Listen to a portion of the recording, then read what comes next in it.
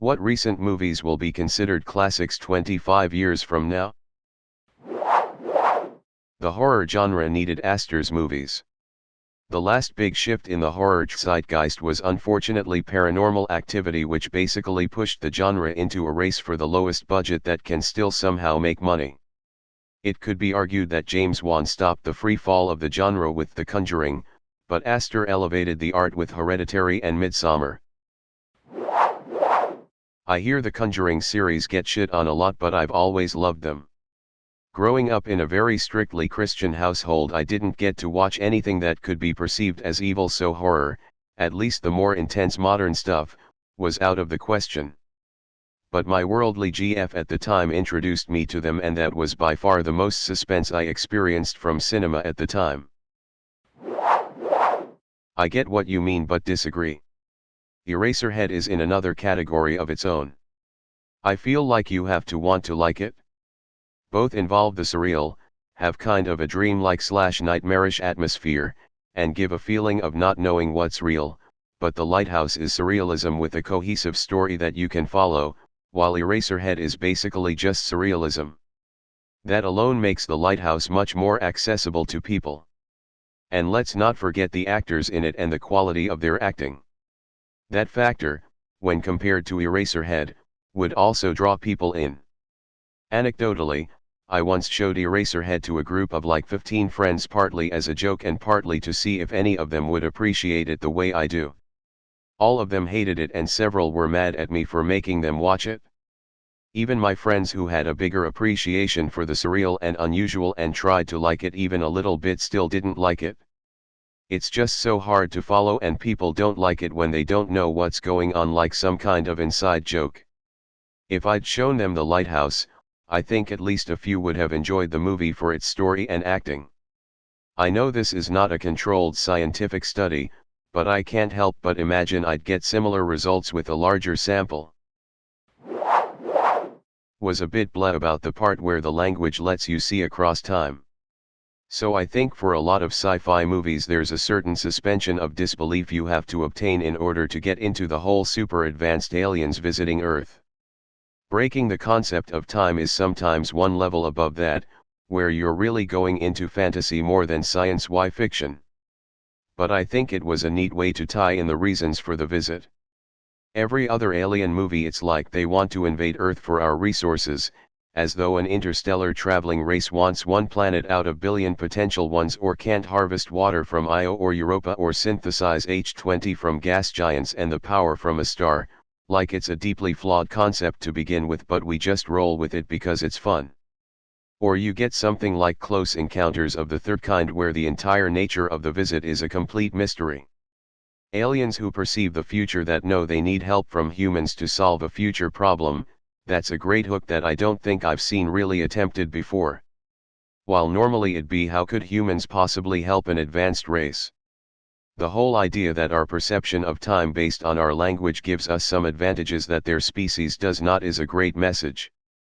It's like how recently, we were searching for the shipwrecks of 2 British exploration vessels in the Arctic Circle for years, and for the longest time people ignored the Inuit people, partially because racism, but also the Western bias of emphasizing physical evidence before any testimony. Once researchers sat down and listened to the tales that the Inuit people shared as part of their tradition of oral history, there were enough clues that it pointed them to a specific location, and now we've found the wrecks of the Erebus and the Terror. Thanks for sharing your perspective as a linguist. As someone not close to that, I had a different take on that part. I don't think it was a question of how many languages you know, but rather it showed how different people interpret languages and meaning differently. They needed someone with more nuance that could cut through the filters to discover the true meaning behind the words. I thought it was demonstrated well when most of the world was freaking out about the word weapons except the protagonist. She questioned what the aliens meant by that word and that it might not be a weapon by our modern human definition. I don't know if this has been mentioned, but fun fact, the director intentionally set the movie up to be 2 different genres essentially. The first half of the movie is supposed to be almost a satire type movie, and then at the exact halfway point of the movie, when the doorbell rings, the genre switches to become a much darker movie. Edit, I wasn't expecting so many upvotes, but just to add on, apparently some people caught the change in tone of the movie right away. I didn't make the connection until I saw an interview the director did where he said he marked the exact halfway point of the movie with the ring of the doorbell. I thought that was pretty cool that he used that point to change genres, so I thought I'd share.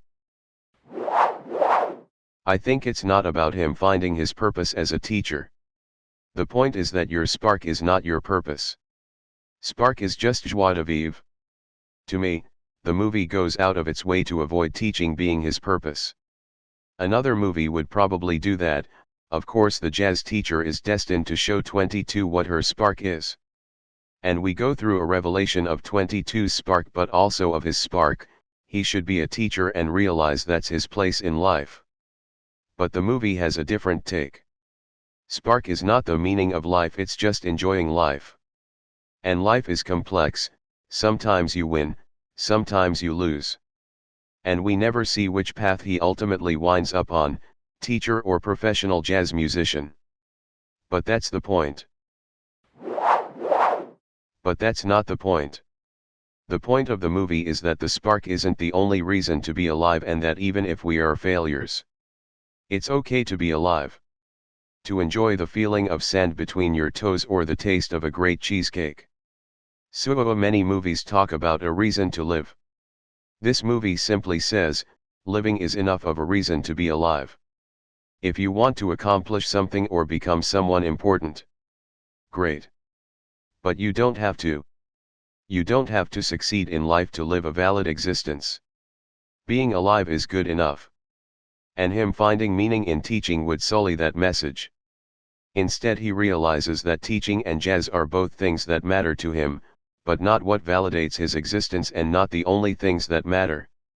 And I think more than anything, especially as someone who quit a job due to stress, I really needed to hear, it's okay to just be alive. Totally. The first time I tried to watch it, I got about 10 minutes in and was like, meh.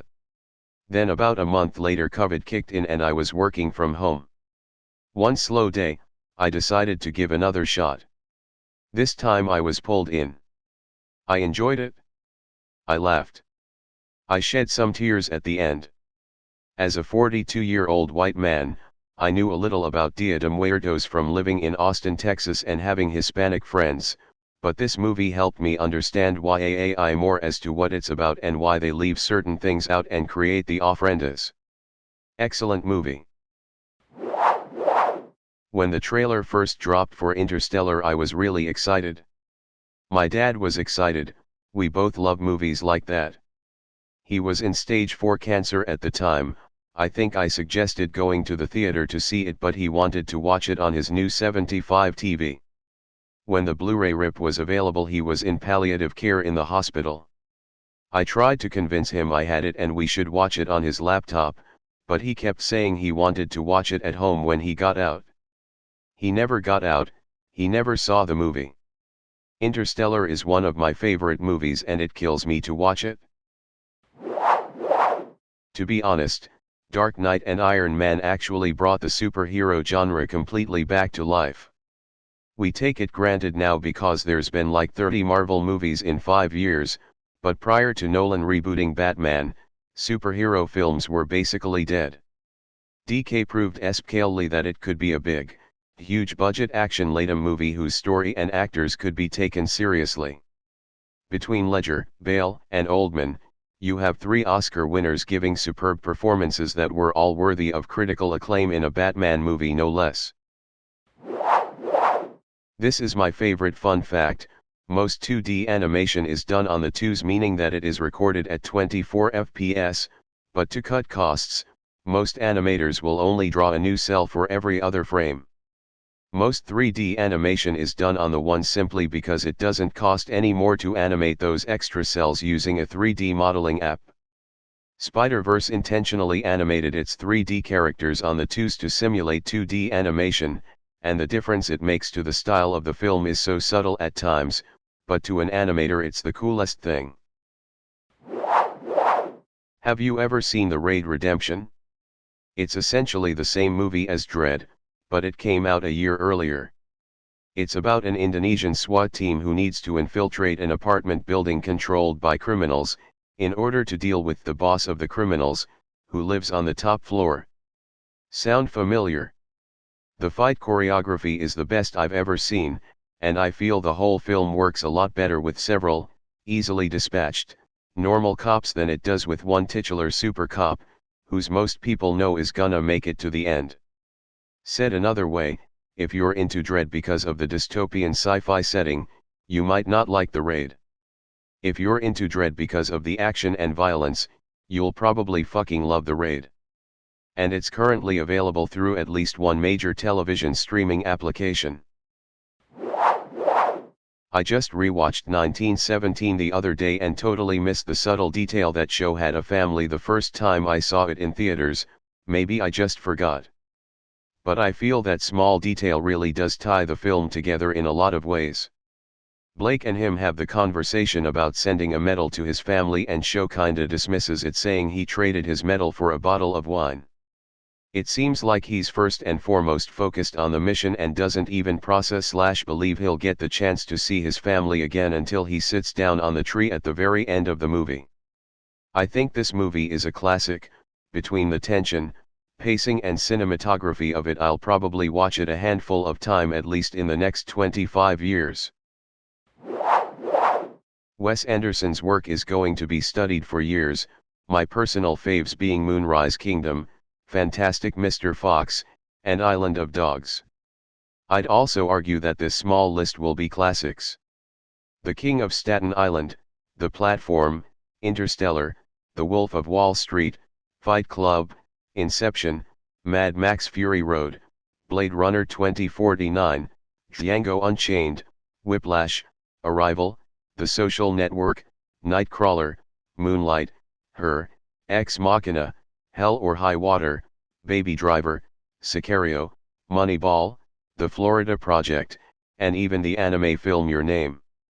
If you haven't seen any of these, take the time and go for it. I promise you'll at least be somewhat entertained if not completely hooked. Edit, this is not at all an exhaustive list, there's so many more great movies I've seen or haven't that should be on the list as well. Another I just remembered is Super 8. I can't believe how strongly I both agree and disagree with your list. I adore Wes Anderson, so those are no-brainer. Interstellar, Inception, Blade Runner, Whiplash, Arrival, Nightcrawler, Her, Ex Machina, Sicario. 100% on all of them. In fact, I think you're the first person I've seen mention Her, which surprised me. Damn near flawless movie. But The King of Staten Island? Oof. Hated it meme. So bad. Like, give me those 2 hours back bad. Baby Driver? Meh. Decent but nowhere near the others mentioned.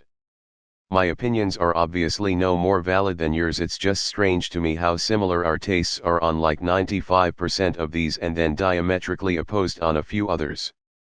Still a strong list. I think Jojo Rabbit will be on the list. The script, actors, direction, and cinematography are on point. It has a lot of humor and heartbreak. I think a lot of people were put off by the role Hitler plays in the movie. For starters, he doesn't really look like Hitler.